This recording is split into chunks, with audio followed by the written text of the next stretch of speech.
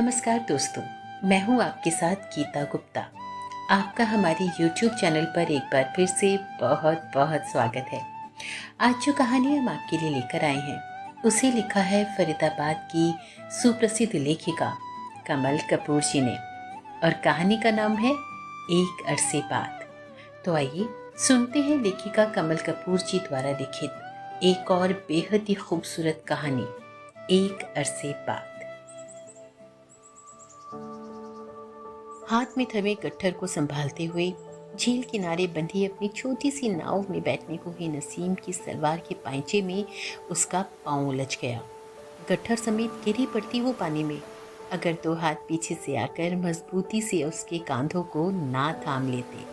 पीछे मुड़कर देखा, अरमान की ही उम्र और कद काठी का एक नौजवान था जो उसे देखकर मुस्कुराया और बोला, संभल के, माना कि यहाँ पानी गहरा नहीं पर ठंडा तो है ना। फिर उसके हाथ से गट्ठर ले लिया उसने और नाव में रखते हुए बोला, पहले सामान को रखा कीजिए नाव में, फिर खुद को, कभी नहीं गिरेंगी आप। सुनकर पहले से ही हड़बड़ाई नसीम शर्मिंदा सी हो गई और झट से नाव में बैठकर चप्पू थाम लिया उसने। ऐसा नेक लड़का है, यहाँ का तो नहीं लगता, जरूर दिल्ली की तरफ का ही होगा। आज कितने बड़े नुकसान से बचा लिया उसने। मैं गिर जाती तो कोई बात नहीं, पर अगर ये गट्ठर गिर जाते तो पानी में भीगकर कितने शॉल सूट बर्बाद हो जाते। उफ, और मैं उस इंसान का शुक्रिया भी अदा ना कर पाई। मुझसा बेशऊर और कौन। सोचते हुए नसीम ने मुड़कर देखा तो वो वहां नहीं था, कोई खुदा का बंदा था। नेकी की और निकल लिया। एक गहरी सांस लेकर आहिस्ता से जैसे उसने खुद से कहा और नाव आगे बढ़ा दी। नवंबर के पहले हफ्ते की खुशगवार दोपहर थी। सूरज झील के शफाक आईने में झांक कर हंस रहा था और धूप की कैसी छलछलाहट उसके बदन से फिसल फिसल कर झील के ठंडे पानियों में घुल रही थी। नहाई धोई धूप, धीमे से कहकर वो मुस्कुराई और 2 घड़ी के लिए हमेशा की तरह उसने नाव कमल कुंज के पास रोक दी, जहाँ लाल सफ़ेद पीले कमलों के इर्द गिर्द बतखें मीठा शोर मचाते हुए जैसे लुक्का छिपी खेल रही थी। मन में कसक जगी, उससे ज़्यादा खुश नसीब तो यही है। एक सर्द आह भरी उसने और नाव आगे बढ़ा दी। अब उसकी नज़रों को बांध लिया सामने से आते लाल पीले मखमली सजावट वाले एक शिकारे ने, जिस पर राजसी ठाट के साथ हाथ में एक अधखिला लाल गुलाब थामे नई ब्याहता पंजाबी कुड़ी बैठी थी। तिल्ली वाला रेशमी सलवार सूट पहने, उसकी बाहों में ढेर सा लाल चमकीला चूड़ा था, माथे पे सुनहरी बिंदी और मांग में सिंदूर। वो तरह तरह की अदाएं दिखाते हुए खिली खिली जा रही थी और सामने बैठा उसका दूल्हा कुर्बान जाने वाले अंदाज में खुश हो होकर धड़ाधड़ उसे अपने कैमरे में कैद किए जा रहा था।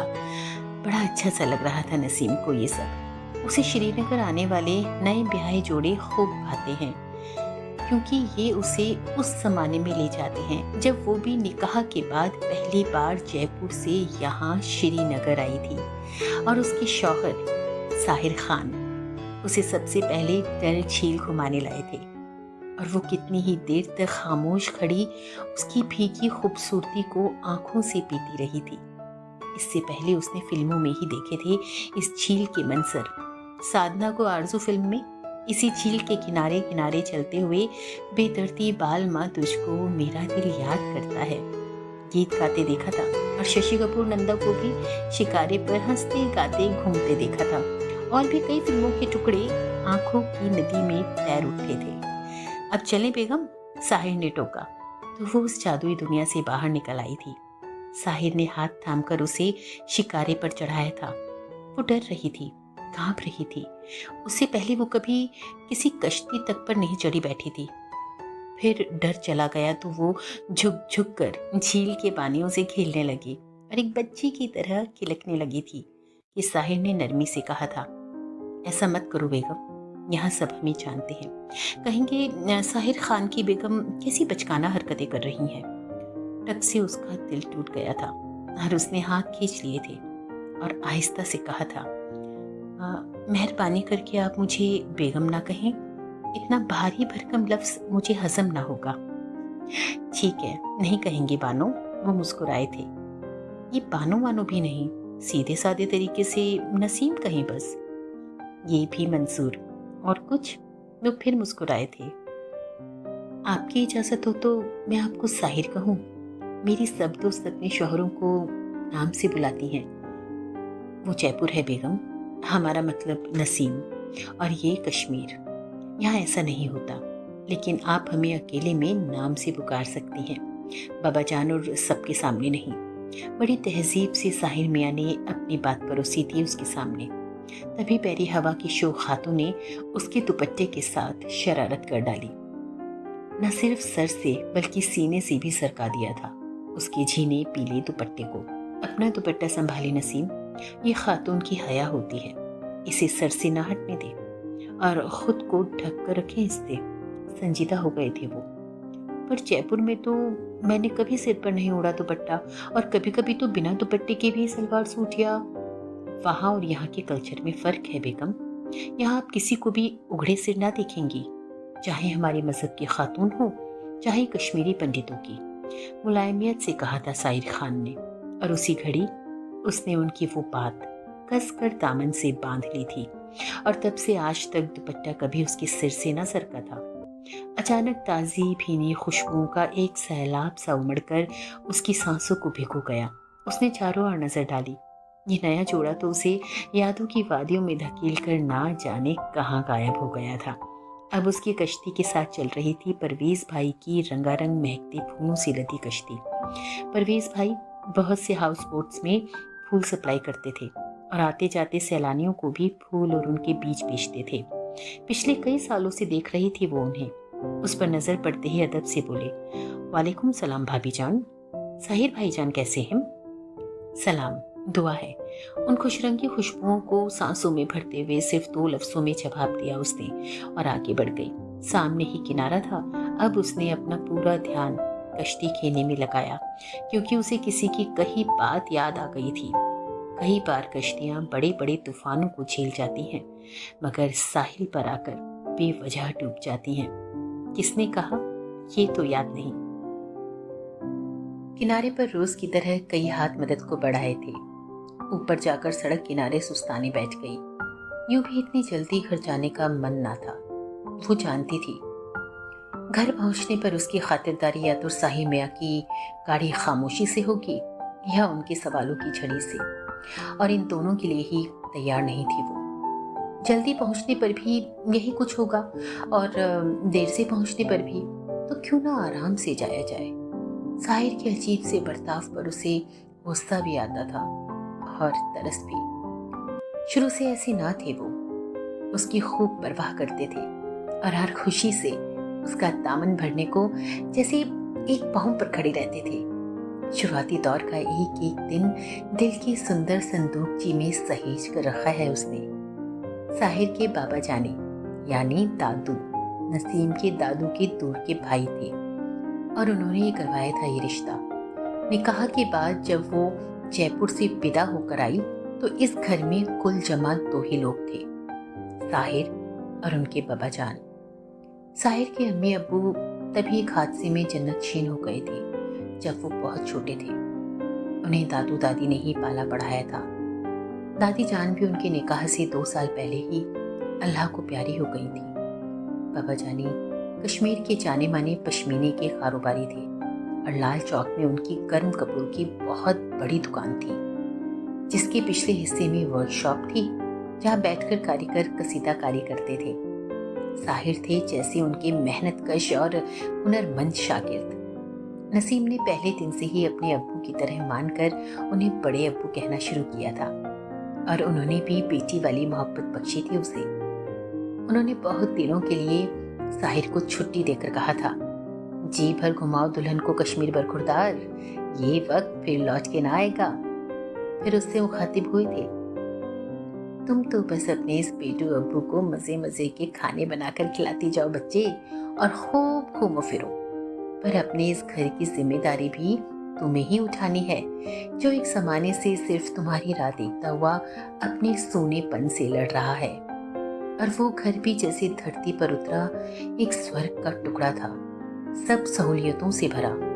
श्रीनगर के सबसे पॉश एरिया में शान से खड़ा, जिसके अगले हिस्से में मुस्कुरा रहा दुनिया के सबसे खूबसूरत फूलों का बागीचा, तो पिछला हिस्सा अच्छा खासा फ्रूट गार्डन था। सेब, अखरोट और बादामों की दौलत से अमीर था जो। अपने ससुराल की शक्ल में ऐसा घर तो ख्वाब में भी नहीं देखा था उसने। निहाल हो गई थी वो, और उसने पहले खुद से फिर बाबा जाने से वादा किया था कि वो इस घर की दरो दीवार और इज्जत आबरू पर कभी भी आंच ना आने देगी। उसकी अब तक की जिंदगी के सबसे हसीन दिन थे वे, जब अपने बाकी पिया के साथ कश्मीर भर में डोलती फिरी थी वो। सोनमर्ग, खिल्लनमर्ग, शंकराचार्य, चश्मे शाही, नगीना झील, परी महल, निशात बाग, शालीमार और ना जाने कहाँ कहाँ। उसे सबसे ज्यादा भाया था पहलगांव और उसके रास्ते, केसर का घर पंपौर, चंदनबाड़ी, आरूवादी, सिंध, झेलम और लिद्दर नदियों के शफाक फेनदार चमकदार पानियों के खिलवाड़ उसकी रूह तक को भिगो जाते थे। तब उसे ना कश्मीरी बोली आती थी और ना ही ठीक से उर्दू। हिंदी, पंजाबी और मारवाड़ी से ही वास्ता पड़ता था जयपुर में। साहिर ने बड़े सब्र से उसे सब सिखा दिया था। बाकी वो अपनी नई नई बनी कश्मीरी सहेलियों से सीखती रही। उस दौरान उसकी मुलाकात एक नए साहिर से हुई, जो रोजमर्रा की जिंदगी से एकदम जुदा। सच में अपने नाम के मायने को सच साबित करता वो एक जादूगर ही था, मोहब्बतों का जादूगर। फिर 8 महीने बाद ही सब एकदम बंद हो गया और डॉक्टर ने उसे बेड रेस्ट बता दिया, क्योंकि एक नन्ही जान का बूटा उसके भीतर उगाया था, जो बहारों का मौसम ले आया था उन तीनों की जिंदगी में। न बड़े अब्बू की खुशी को किसी पैमाने में मापा जा सकता था और ना ही साहिर के जोश को किसी तराजू में तौला जा सकता था। और वो तो उन दोनों की खुशियों से ही खुश थी, बेइंतहा खुश। सारा श्रीनगर ही जैसे उनकी खुशी में शरीक हो गया था। ये वक्त का वो दौर था जब वादी की हवाओं में मजहबी फर्क का जहर नहीं, भाईचारे की मिसरी खुली होती थी। कश्मीरी पंडितों की बहु बेटियों के साथ उसका गाढ़ा पहनावा था।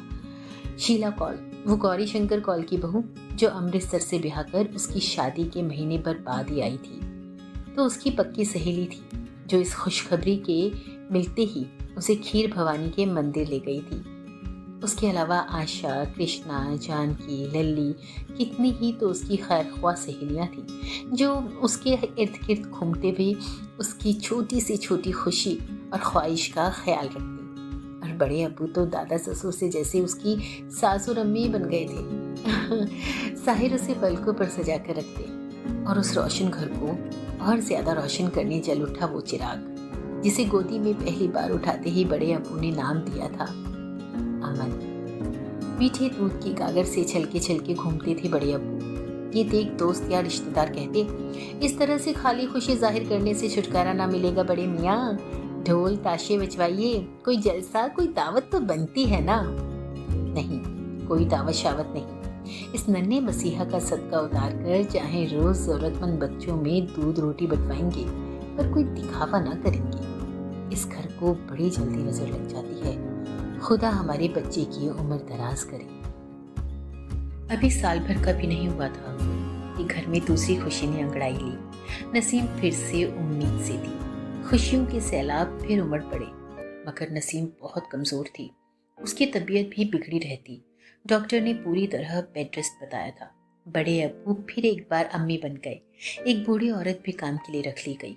7 महीने गुजर गए। 2 ही महीने बाकी थे कि अचानक बज उठी मोबाइल की घंटियां उसे यादों के तहखाने से खींचकर बाहर ले आई। कुर्ते की जेब से मोबाइल निकाला। साहिर थे। कहाँ हो बेगम, घर आओ। क्या हुआ, आप अच्छे तो हैं ना? वो घबरा गई। हम तो अच्छे हैं, मगर तुम्हारे लिए फिक्रमंद हैं। कोई परेशानी है? आ रही हूँ, कहकर वो उठ खड़ी हुई। सवालों की फुहार में भीगने के लिए मन बनाकर डरते हुए वो भीतर गई, लेकिन उसकी सोच के एकदम खिलाफ बड़ी मिठास से बोले, ना जाने क्यों आज बहुत फिक्र हो रही थी आपकी। कहाँ इतनी देर लग गई? बस कुछ देर सुस्ताने के लिए झील के किनारे बैठ गई थी, तो अच्छे दिनों की यादों ने घेर लिया।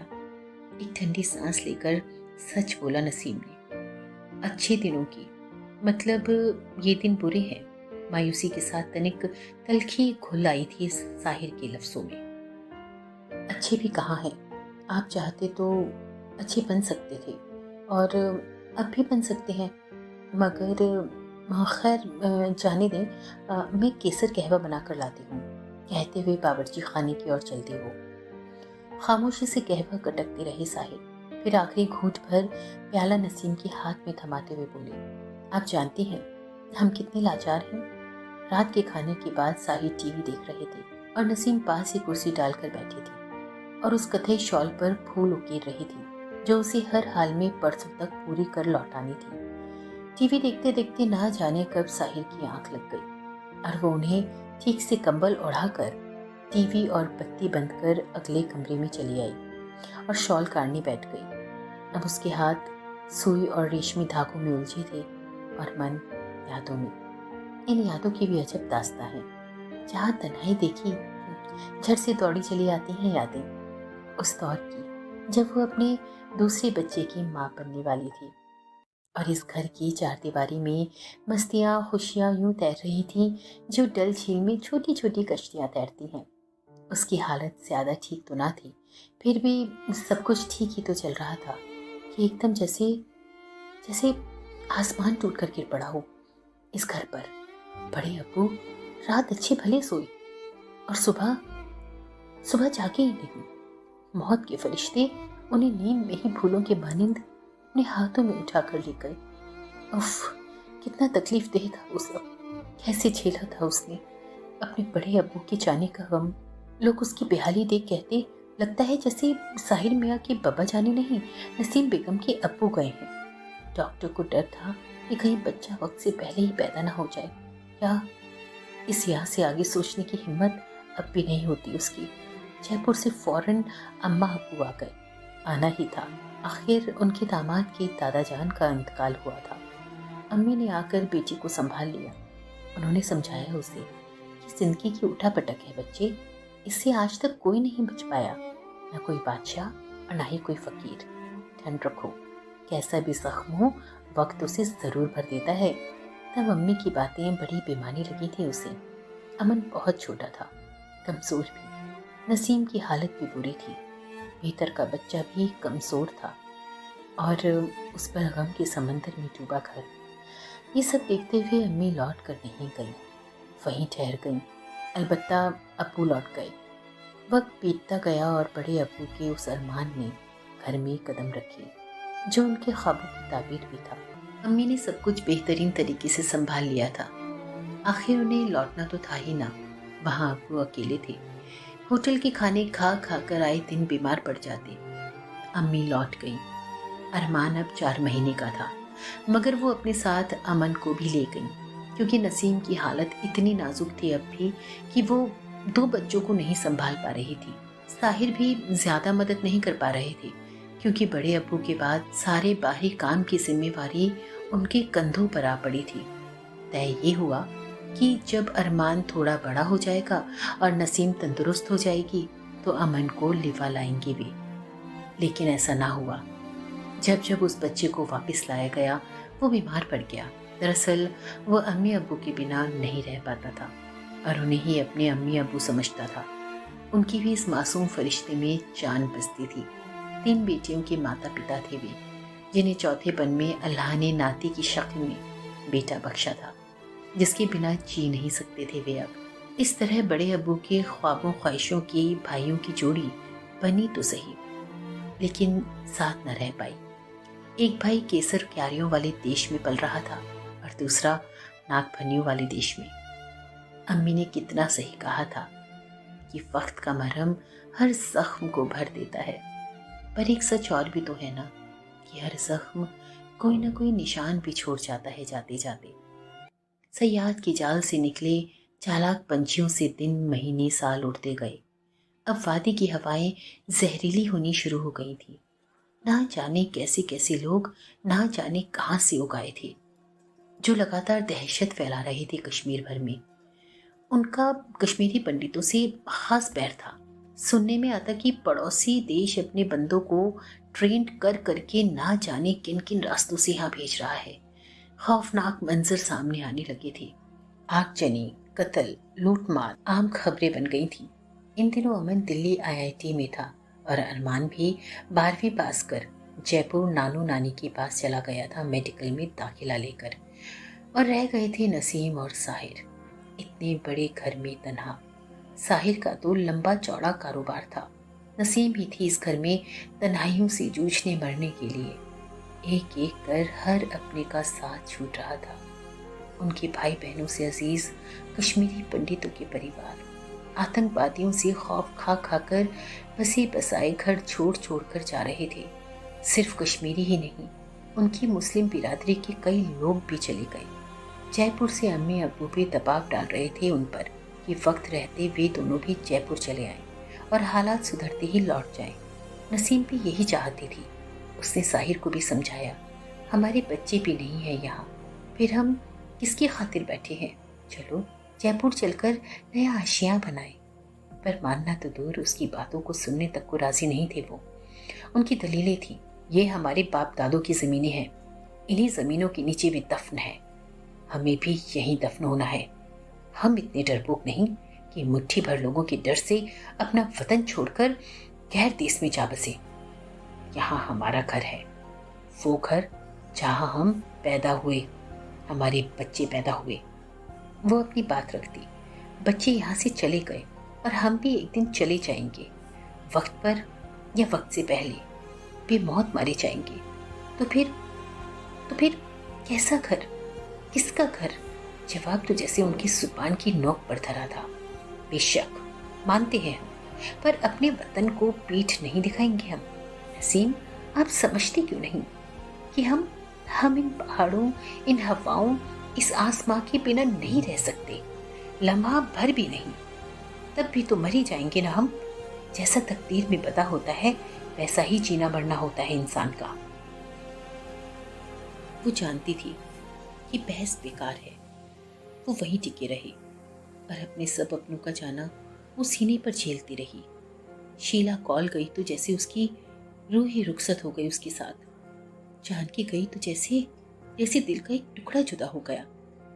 अयोध्यानाथ काका गए तो लगा एक बार फिर वो अपने बड़े अब्बू को खो बैठी है।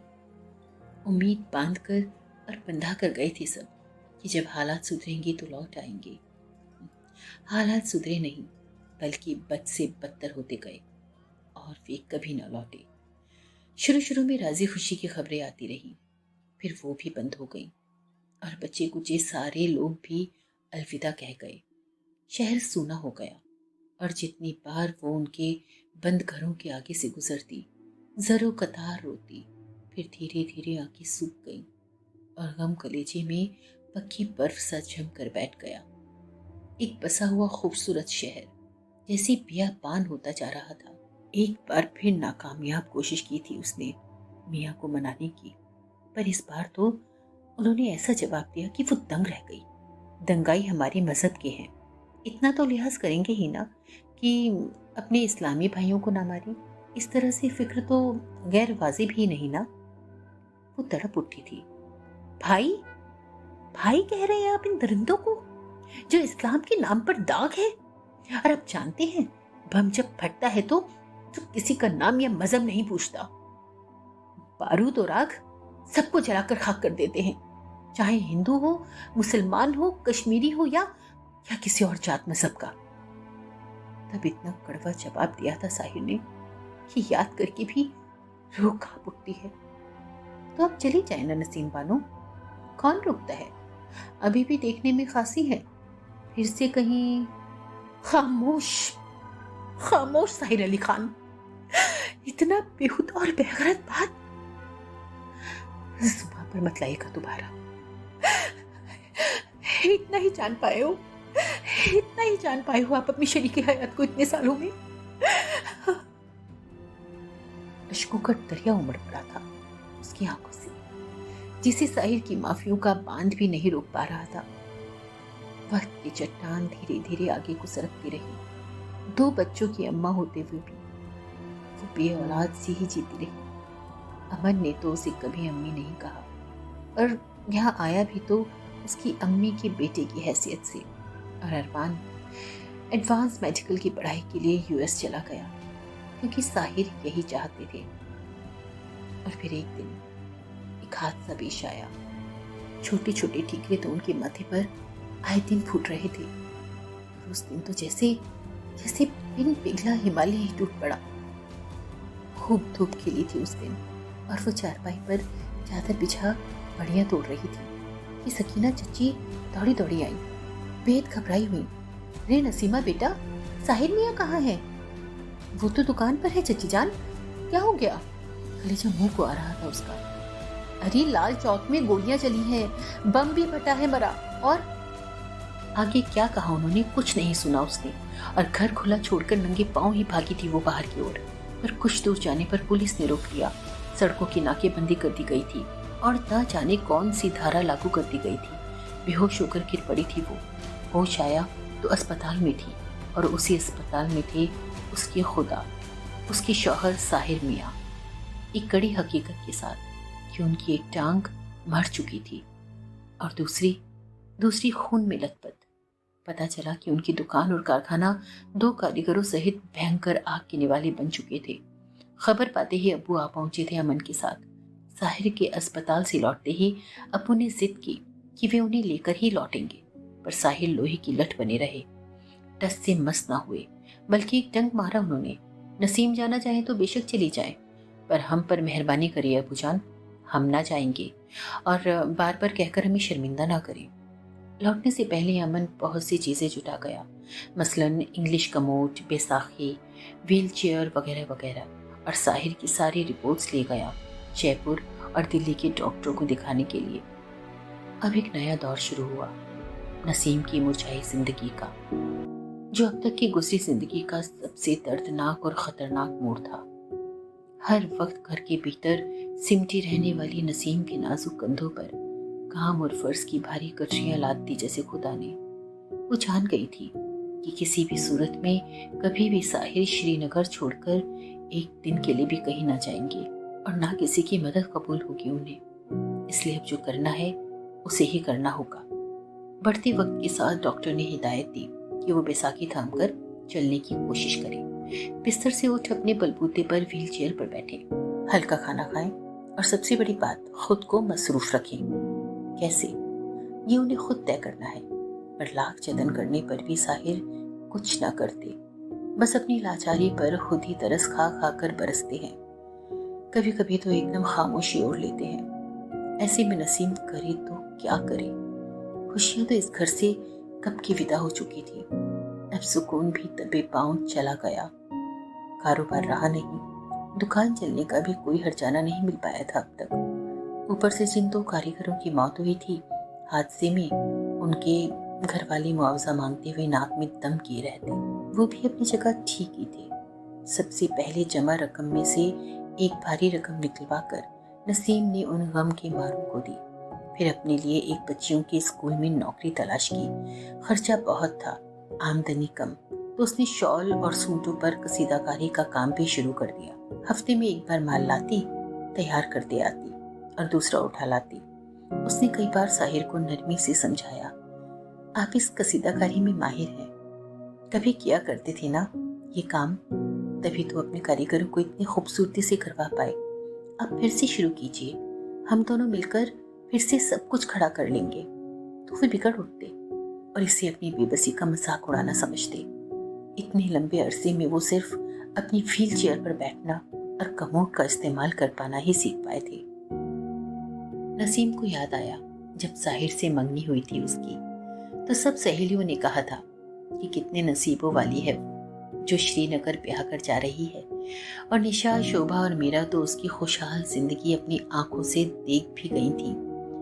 पर अब कोई आकर देखे ना, उसे लगता है कि ये सारा शहर बेगाना हो गया है उसके लिए। इसकी सारी खूबसूरती कहीं उड़ गई है। अब देवदार, चिनार उसकी आंखों को हरी ठंडक नहीं देते। निशात, शालीमार और चश्मेशाही की फूलों लदी खुशरंगियां जैसे जैसे गमगीन हो उठी, और डलझील महज एक पानी वाला वो दरिया लगती है जिसमें अपनी छोटी सी पुरानी नाव उतारकर वो उस पार बसे अपने स्कूल में आती जाती है। सब कुछ एक मशीन की तरह करती है वो, जंग लगी मशीन की तरह।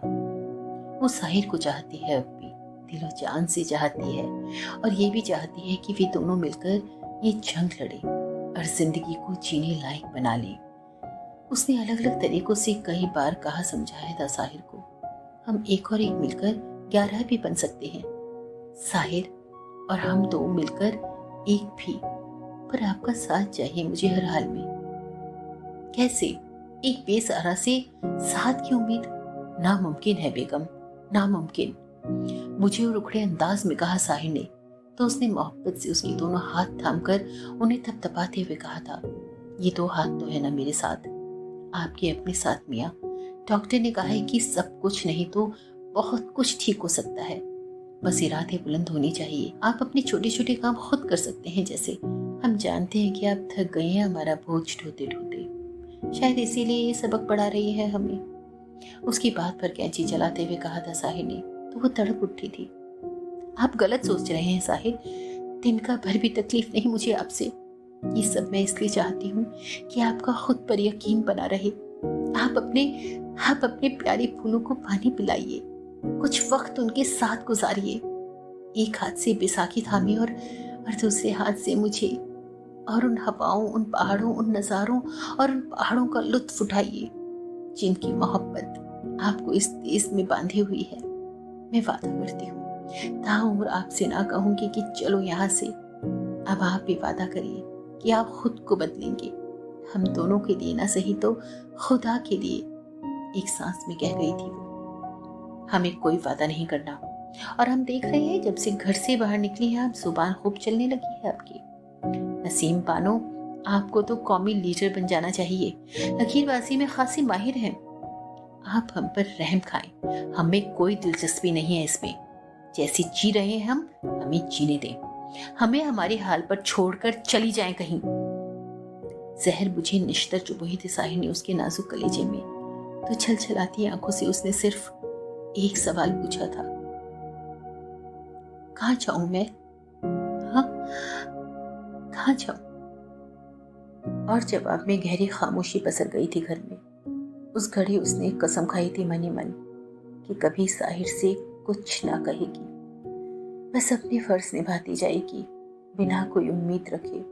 और उसके बाद जिंदगी ने एक नई करवट ली, कुछ खामोशी, कुछ और उदासी और कुछ और मनहूसियत डेरा जमा कर बैठ गए घर में। और खुद को पहले से भी ज्यादा इंसानों की कब्रगाह बनाता जा रहा ये घर नसीम को मरने के लिए उकसाता रहता। कभी जी चाहता कि किसी नदी में जाकर डूब मरे, तो कभी किसी पहाड़ से कूदकर जान देने को मन करता। पर ना जाने कौन सी ताकत थी जो उसके पाँव में भेड़ियां डाल देती। शायद बड़े अब्बू से कभी किया वो वादा कि इस घर को संभाल कर रखेगी वो हमेशा। गुजरे जमाने में दर बदर भटकते हुए, किस दहलीज को लांघते हुए, कब उसकी थकी आंखों को नींद ने अपनी ख्वाबगाह बनाया, कब उसके हाथ से शॉल छूटा, याद नहीं नसीम को। जब आंख खुली तो कमरा खूब उजास से भरा था। सामने वाली खिड़की की राह से केसरिया धूप कमरे में घुसकर फर्श पर गलीचे की तरह बिछी थी। आज उसे क्यों पोशनूल की याद आया, या कोकिल की कुहुक ने अलस सुबह नहीं जगाया, और कौन उसे रात कंबल उड़ाकर उसके सिर के नीचे सिरहाना रख गया। वो कतई शॉल भी कहीं नजर नहीं आ रही। जी धक से रह गया उसका कि रात कौन आया उसके बंद कमरे में, और ये महक कैसी। नजर घुमा कर देखा तो ये क्या, एक कांच की रकाबी में मोगरे की बंद कलियां चुल्लू पर पानी में तैर रही थी। इस खुशबू में एक खुशबू और शामिल हो गई, गीली मिट्टी की सौंधी खुशबू। वो झट से कंबल झटक कर बिस्तर से उतरी और पाँव में चप्पलें फंसाकर बाहर निकली। बगीचे के सारे पेड़ पौधे, फूल पत्ते पानी से सींचे हुए थे और ताजे ताजे नहाए धोए बच्चों से लग रहे थे। मन खिल उठा उसका। एक अरसे के बाद कौन आया सुबह सवेरे यहाँ पर? कहीं अम्मी तो नहीं आ गई अचानक? लपक कर बावर्ची खाने में गई, कोई नहीं था वहां पर। हर कमरे में झांक गई पर कोई नहीं था, और घबरा गई देखकर कि साहिर का बिस्तर भी खाली है। कहाँ गई इतनी सुबह वो, और कैसे? भाग कर पिछवाड़े पहुंची तो अपनी आंखों पर यकीन नहीं हुआ उसे। लाल सुनहले सेब से लदे पेड़ों की छांव में खड़े थे साहिर, बैसाखी के सहारे, और नहायत ही लुभावनी अंदाज में सेब कुतरते पोशनूल पंछियों को देख रहे थे। नसीम की आंखों में झरझर आंसू बह निकले। सारा माजरा उसकी समझ में आ गया था। उसने आहिस्ता से पुकारा, साहिर। वो मुड़े और 2 कदम आगे बढ़े। वो 2 कदम और पीछे हट गई। वो आगे कदम बढ़ा रहे थे और नसीम पीछे। अब वे दोनों अपने कमरे में थे, एकदम एक दूजे के सामने। वो रो रही थी और साहिर मुस्कुरा रहे थे। बच्चों जैसी मासूम मुस्कान उनकी होंठों पर खिली थी। एक अरसे बाद, आप जीत गए नसीम, वो बोले और नसीम उनसे लिपट गई। मैं नहीं, हम जीत गए साहिर, हम जीत गए। इस जीत का जश्न बाद में मनाएंगे हम नसीम, पहले हमारे एक इम्तिहान का रिजल्ट बता दें हमें आप, कहते हुए नसीम का सहारा लेते हुए हो चुके और तकिए के नीचे से वो कथई शॉल निकालकर उसके सामने फैला दी। हमने आपका काम पूरा कर दिया, अब नंबर दो हमें। वो फिर मुस्कुराए। या खुदा साहिर, ये क्या आपने? वो दीवानों की तरह कभी शॉल को सहला रही थी तो कभी साहिर को। फिर सुबह उठी वो। मेरी क्या औकात साहिर कि मैं आपको नंबर दूंगा। मेरा बस चले तो सारी खुदाई आपके इस हुनर और बुलंद इरादे की एवज में आपको दे दूं। बहुत रो लिए अब हम तुम, अब चलो वादा पूरा करो अपना और हमारा हाथ थामकर बावर्ची खाने में ले चलो। हम मिलकर शीर चाय बनाएं और मिठास से एक नई सहर की शुरुआत करें। पर उससे पहले आप हमें हमारी तमाम बदतमीजियों के लिए माफ कर दें। उसकी जरूरत अब नहीं साहिर, जब जागो तभी सवेरा। मगर आप जागे कब? मैं तो आपको सोता छोड़ गई थी दूसरे कमरे में। जब आप सोई हम तभी जाग गए थे बेगम साहिबा। हाँ, तभी जागे थे हम। शीरे जुबान से कहा साहिर ने तो नसीम मुस्कुराई। एक अरसे बाद वो सही मायने में खुश थी। एक अरसे बाद, और क्यों ना होती खुश। इतनी खूबसूरत, इतनी रोशन और इतनी ठंडी मीठी जहर उतरी थी उसके घर आंगन में। एक अरसे बाद, और सबसे बड़ी और खास बात कि उसे उसके खोए हुए साहिर मिले थे। एक अरसे बाद।